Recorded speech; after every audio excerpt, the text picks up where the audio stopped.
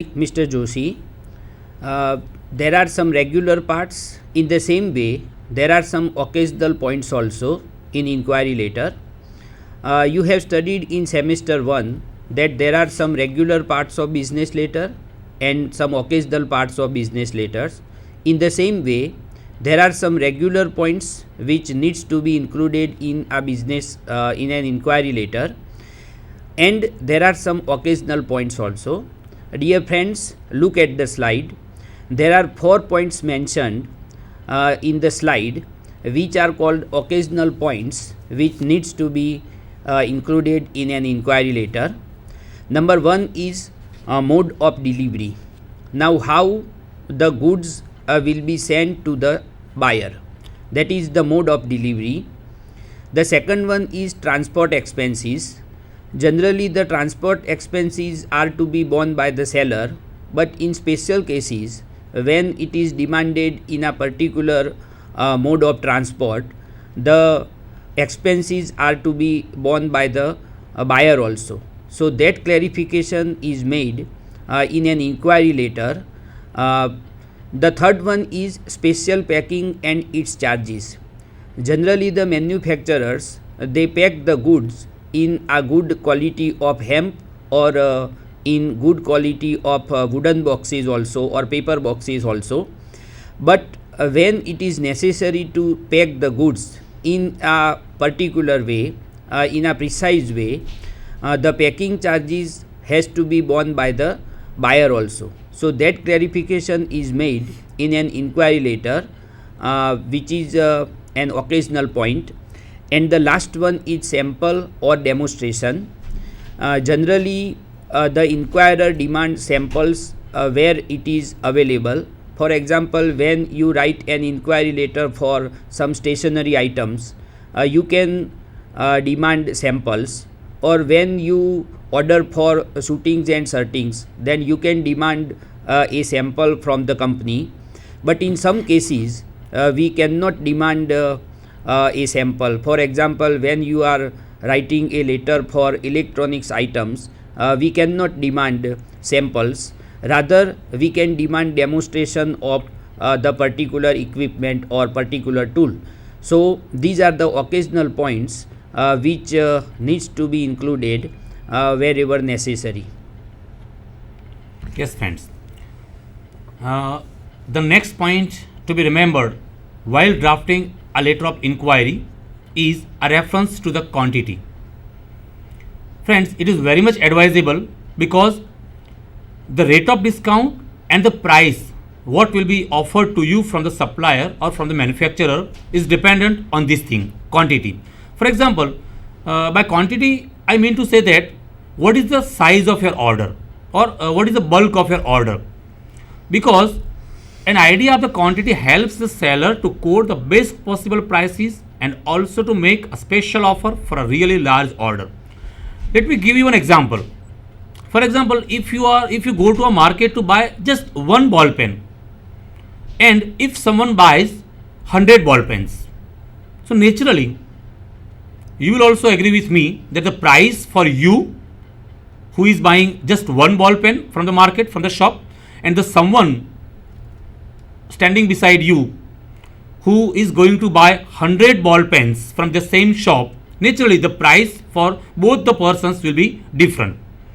He will get more discount, so he will have a chance to buy the products, to buy the ball pens at lower prices naturally. Why this happen? Because he is going to buy in bulk. The size of his order, the size of his purchasing is higher. So the quantity, how much quantity you are going to buy, if you mention this thing while drafting a letter, it will help the seller or the supplier to quote the best possible prices for you. If your order is really large, he can offer you some special favorable terms also, maybe some for example extra or incentive discount. So this thing is very much important to be mentioned in any letter of inquiry. Similarly, there are some other points also which we should remember while drafting an inquiry letter. Number 1 is the rate of discount is dependent on whether the goods are bought on cash or on credit. For example, when the buyer is paying the bill after 45 days or after 30 days, and the other buyer who buys on cash, naturally the prices for both the customers they vary. In the same way, when you buy on cash basis, the prices they are competent, and when you buy on credit basis, that is another kind of competent prices. So we have to remember that rate of discount depends on how you buy from the seller, on cash basis or on credit basis. Naturally, the buyer who buys on cash basis receives good discount, and one who gets goods on credit basis does not get too much discount as the cash buyer gets. Yes, but sir, we can give an example here for the different discount schemes for cash purchase and credit purchase. For example, if someone wants to buy a bike or maybe a four-wheeler, if he buys that product, maybe a bike or a four-wheeler, a car, by giving one-time payment, that is the whole payment is done On the cash yes, basis. on the cash basis. Naturally, the price for him will be different from that person or from the person who is going to buy the vehicle on loan, because in loan you are having the facility for paying in installments. So you are given the product, you are sold the product maybe on we can say on credit basis, because you don't have to make the complete payment at one time. So here you are purchasing the goods on credit. So naturally the interest will be counted. So ultimately the total cost of the product will go higher from the if we compare it with the product which is bought on cash. Yeah. Yes. So this is the different in cash and credit purchase. Now the next point is concluding the inquiry. As the beginning of the inquiry letter is important, the ending paragraph, the closing paragraph is also very much important. How you convey your things or how you convey your message. Let me tell you that any business letter should be very much courteous. It should be written in a very polite and humble manner. So the inquirer should end the letter, or we can say should close the letter with a request to reply promptly and to quote bottom or the most competitive or the lowest prices and favorable business terms. You can make a request, please. For example, we hope that you will offer us the lowest prices. If so, you can assure to place him the order, because any inquirer, as I mentioned in the beginning of the lecture, he would send inquiry letter to various suppliers. He is not writing inquiry letter, or he is not asking for the inquiry from one particular manufacturer or a supplier only. He may have sent the inquiry letter to maybe 5, 6 or 7 suppliers. He will receive the inquiry from all the suppliers. Then he will make a comparative study of all the quotations offered to him. Then where he finds profit, where he finds that he is benefited to place an order or to buy things or to buy products from this supplier or manufacturer, he will place the order. So you can write the letter. If you are satisfied, we can place you an order. Now let us see the sentences in the paragraph. Concluding paragraph, the sentences which we can include in a concluding paragraph for an inquiry letter, they are on your screen. Look at the slide, dear friends. We can conclude the letter in this way: if your quotations are found competitive and the terms are favorable, we would be pleased to place our first order very soon. So we can conclude the letter, an inquiry letter, with this sentence, or we can write a very simple sentence like the second sentence we have on the slide: we await a prompt and positive reply. So the concluding paragraph which is about competitive and terms of payment, we can mention in an inquiry letter. We await a prompt and positive reply. This sentence requires, or it gives initiation to the seller to write a very prompt reply to the inquirer. Now, dear friends, the next topic before we go on, that is quotations and replies to inquiry, I would like to summarize some of the hints for drafting an inquiry letter. We can say that first we have to tell the seller how you got the name or from where you get the information about the seller or the manufacturer. State the details of your business and what you are interested in. Request for price list and catalog also. Ask for samples, demonstrations if needed, and ask for terms relating to discount, credit, mode of delivery, packing, etc. These are the points which are included in our slides also, but when we draft an inquiry letter, we should remember that some of the points we should not include in an inquiry letter.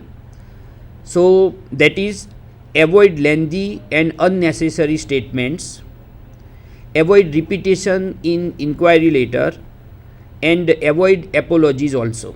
These are the brief points you can remember while drafting an inquiry letter. Now, the second point which we are going to discuss is quotation or a reply letter. We have to remember that it is the reply to a letter of inquiry that prepares a ground for getting business. So, quotation letter or a reply to an inquiry letter is a reply to a buyer that prepares a ground for getting business, and a well drafted letter replying to an inquiry is followed by a letter of order also. So, a reply to inquiry or a quotation letter should be well drafted, and it should be drafted in such a way that we receive a letter of order from the buyer. Yes, friends. The two very much important points but are mentioned here, that it is a reply to a letter of inquiry which invites orders naturally, and the letter of reply, it should be well drafted. The one more 2 points I would like to discuss here is, you can look on the slide. Any person making an inquiry is a potential buyer, and hence he should be replied promptly. For example, it is very much important to write a reply or to send a quotation letter or to write a reply letter, reply to inquiry in time, we can say. For example, if you receive an inquiry letter and if you are not in a position to provide the inquiry or to provide the goods within the time limit, but you should, or for example, if you do not agree with the terms, if you are not in a position to supply the goods in time, but at least write a reply letter in time. So the reply of inquiry should be sent very much promptly, or we can say in time. There is one maxim: hit the iron when it is hot. You can see on the slide, hit the iron when it is hot. You might have heard this very much famous saying or proverb, you can say. So always remember this thing. Write a letter of inquiry when the customer needs it, or provide the inquiry when the customer needs it, because if the customer's interest is cooled down, it will never be warmed up. Let me give you an example. For example, if you go to any shop, if you ask for something, if you inquire for something, if you ask the shopkeeper to demonstrate or to show something to you, but for example, if he is busy with some other customer, or if he is busy maybe in account work, or maybe in with his computer, and if he doesn't pay enough attention to you, what will you do? Naturally, obviously, you will leave that shop the next moment. You won't be interested in buying things from that shop. Naturally, you will visit another shop. So in the same case, in the same way, if any inquirer writes a letter of inquiry to you, and for example, if you are a supplier or a manufacturer, write a letter of inquiry very promptly or in time. So that is very much important, friends. Now the next point. Yes, dear friends, writing a reply to inquiry is very important. I would like to here add one point also, that reply to inquiry or a quotation letter, it must replace the salesman also, because if you have drafted a very good reply to inquiry letter, definitely you will receive the following order letter also. So it should be drafted which arouses interest of the buyer also, and which immediately arouses his interest in the manufacturer also. Now, how can we draft a quotation or reply to inquiry letter? In the beginning of the quotation or a reply letter, we can have this type of information, that any quotation or reply to inquiry should begin with acknowledgement or the inquiry and thanks to the inquirer for showing interest in purchasing your products. So here acknowledgement and thanks, both are the important words to begin a quotation letter or a reply to inquiry letter. We have to refer to his letter number, and we have to refer the date also in the first paragraph of quotation letter or reply to inquiry letter, and we should also thank the inquirer for showing interest in purchasing our products. So 2 points needs to be included in the first paragraph of a quotation letter. We have to acknowledge the buyer and the letter with reference number and date, and we have to thank the inquirer also. Secondly, yes. Yes, very much true, Dr. Bhatt, that in the opening paragraph of any reply to inquiry, we should first make a reference, or we should mention that we have received your letter of inquiry. You can see how we can phrase these sentences in the opening paragraph. You can see on the slide also, friends. So we are the first sentence, the very first sentence, we can start our body of the business letter while replying to any inquiry, like maybe this: we are very pleased and thankful to receive your letter number INQ 14/2011-12. This is a reference number, as you know, inquiring about our superior quality garments and the various business terms. You can see this sentence